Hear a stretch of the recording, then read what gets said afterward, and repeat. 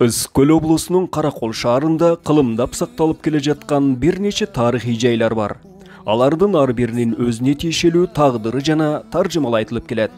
Бул ирет дал ошол тарыхый объекттердин бири Каракол шаарындагы Дунган мечити тууралуу айтып бергенге аракет кылам. Аны бир дамы курулбаган мечит дешсе, ал эми көпчүлүк аны Дунган мечити деп да аташат. Бирок исламда мечит кайсыл бир улутка тиешелүү болбостон, мечит жалпы мусулмандардыкы болуп эсептелет. Эмне үчүн Дунган мечити деп аталып калгандыгын өзүнүн да себеби бар. 1877 жылы 300 миңдей Дунган Кытай кыргынынан качып, Торгат ашуусу аркылуу дал ушул Каракол шаарына келип отурукташып калышат.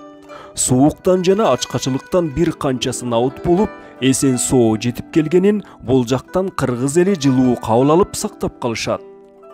Дунган эли эзелтеден эле динге жакын келип, отурукташкан жеринде мечит курууга бел байлашат.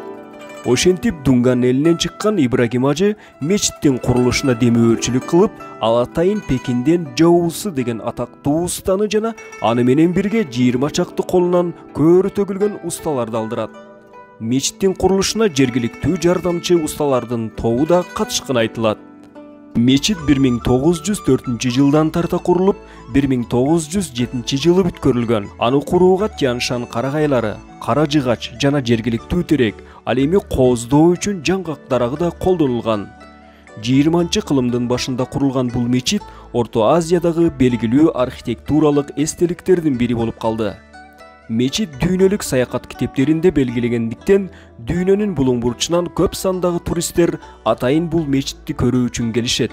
Бул мечит 1929 жана 1947 жылдары Советтер бийлиги тарабынан атайын дан азыктарды сактаган кампа катары пайдаланууга берилсе, ал эми кийин гана 1947 жылдардан кийин элге мечит катары пайдаланууга берилген.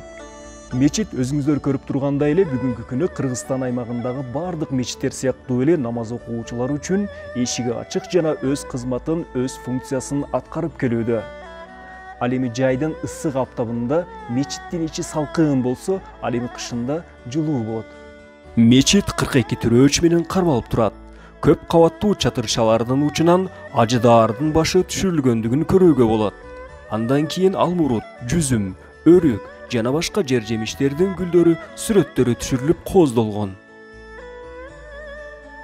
Тарыхый маалыматтарга караганда, ошол кездеги Ибрагим ажы аттуу адамдын демилгеси жана каржылоосу менен 1907 жылдары бул мечит курулганы айтылат. Бүгүнкү күнгө чейин бул мечит дал ошол инсандын атын алып жүрөт. Мечит уникалдуу оюп кесүү системасынын негизинде бир дамык колдонулган эмес. Мечитти курган архитектор Жоусу кайра Кытайга барган соң, Кытай падышасы Кытай курулуш сырларын бөтөн элде ачканы үчүн аны өлүм жазасына тартканы айтылат.